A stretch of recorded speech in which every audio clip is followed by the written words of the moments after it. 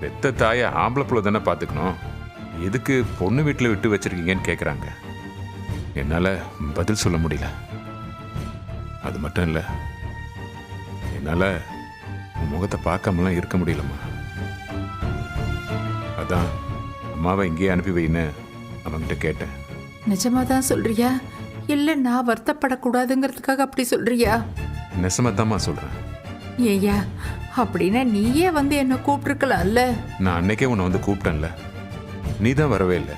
அவன் வந்து என்கிட்ட இதுதான் விஷயம்னு சொல்லியிருக்கலாம்ல.